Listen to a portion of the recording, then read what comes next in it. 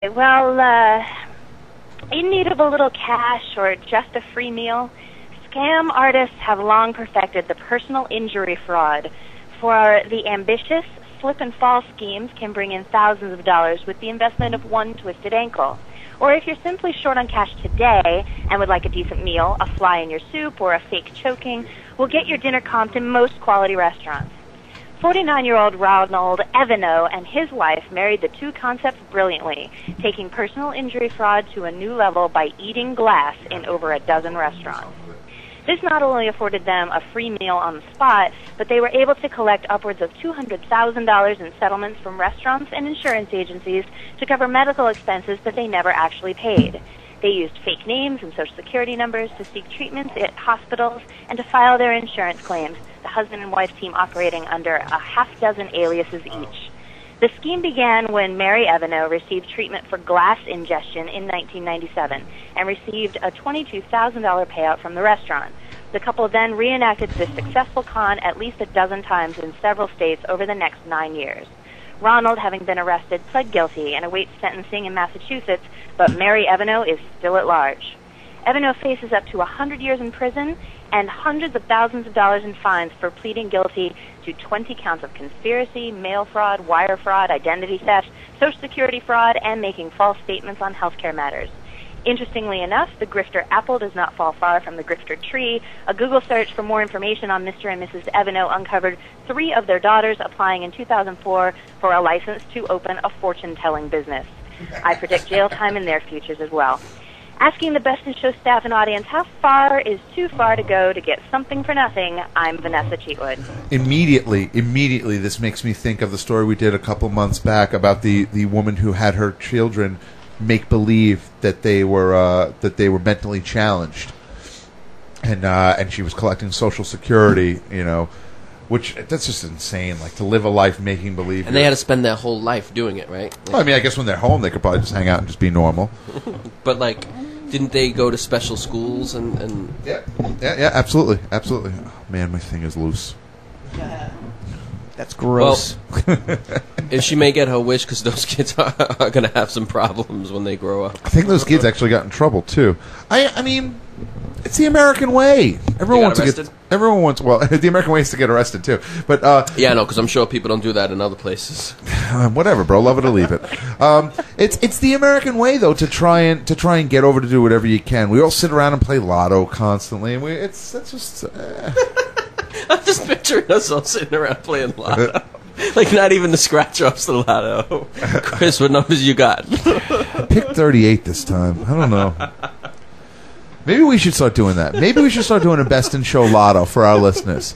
You send us $1, and the lucky winner every week will get, depending on how many people are in it, you'll get the whole jackpot. So you'll probably get your own dollar back if you win. You could make upwards of $3. That's actually on our message board this week. Monty had thrown out that he put a wrestler's death pool out there. And in the wrestler's death pool, he said, send in $1, the winner gets $3. I don't know where he's getting those other $2 from, but psyched. Have you guys heard the Iron Sheik lately, where he's going around doing different talk shows? I heard him. He went, Iran #1, Russia #1, USA. That's the one thing I heard about him. Yeah, well, he's upped the ante on some of his wrestling moves, apparently, because I don't know what now when he threatens to put people in the camel clutch, there's something that happens afterwards that I definitely don't remember from television. Well, where he was going to bang a guy from behind? I'll make you humble. And humble them? I'll make you humble. Yeah, see, okay, here's the thing. This isn't as recent as you think it is. He's probably on the circuit again, doing it again. But yeah, the Iron Sheik actually has a real major problem with B. Brian Blair for some reason. And he's going around talking. Well, he's still yelling about that, too. He's a no good son of a bitch. Yeah, it's a really great quote. That I'll find that you could probably find it on YouTube pretty quickly. But B. Brian Blair, for some reason, had a problem. I mean, I remember the whole thing was he really liked. Well, first of all, the Iron Sheik and Nikolai Volkov had a big feud with the Killer Bees, and I guess in the late '80s, and I guess somehow in their feud when they were working with each other, B. Brian Blair cried about something. And the Iron Sheik went on to talk about how his whole thing is he wanted to humble B. Brian Blair by banging him from behind. He called him a faggot. And his way of humbling the faggot was to bang him from behind and show him after he crippled him.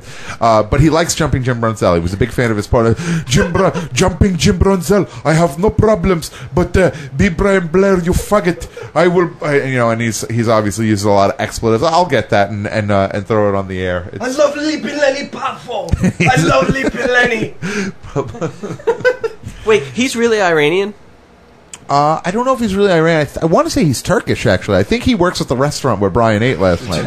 I want to say that I do believe that he's Turkish for some reason, for real. He claims to be from Tehran. Maybe he is, because like wrestlers, all the Russian wrestlers are actually all from like Minneapolis.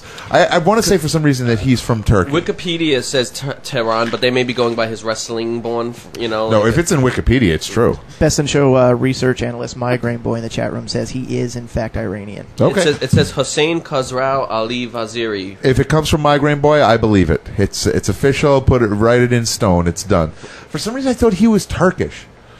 Migraine Boy? Yes, I believe he's Turkish. Migraine Boy is Turkish. And who's the best? And Nikita Koloff, though, also was claimed to be from Russia too. His actually homeland was from Mother Russia. That's where he was from. But from what I understand, I think he's from Minneapolis, Minnesota. Who knows? Fred, they sell these things. They're called toenail clippers, and they have like a little digger device, so that you don't actually have to steal people's bobby pins. I know my wife hates it when she hates it. She hates it when I steal her bobby pins. They're pedicure items. When did you guys your feet. You guys met in the 30s that she has bobby pins? I don't understand. All girls have bobby pins. Vanessa, what is the purpose of a bobby pin? It's to pick things out from under your toenails? Place. It's like imagine if you made like a pin curl and then you wanted to hold that in place. Imagine instead of a scrunchie, it's like an iron scrunchie. They also they hold scarves to your head. And yarmulkes. Yarmulkes?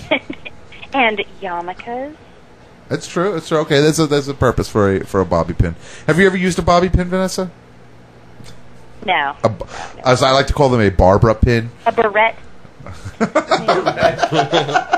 don't know why saying the word barrette is so funny to me, but it is. What do you call those rubber bands that have two heavy balls on each end? Like those two little marbles on the end? You know what I'm talking about? I guess it's just really just they're just rubber bands with balls on them. They're just ponytail holders. Oh, I love those. Okay, now crystals. Those like crystals. Yeah, like they're just like the big, like they're marbles. They're marbles attached to a rubber band. I love those. I don't know why I love those, but I do. Yeah, you make pigtails out of those. I'll purchase an nail file this week, Vanessa. Yeah, seriously, you got to get under there and scoop that stuff. So, Vanessa, you've ever had problems scooping stuff out from under your nails? I'm trying to get somebody else to have a problem. And I keep my I go get pedicures, like I have people make my toes look pretty. Yeah, that's another. You guys, okay? You know what I do for a living in real life? I'm a massage therapist. What do you mean? I thought you were a senior news analyst. People. What? Say again? I'm sorry, I was talking over you. I see some stuff that's on people, and a lot of people could really use some attention to their toenails. Wait.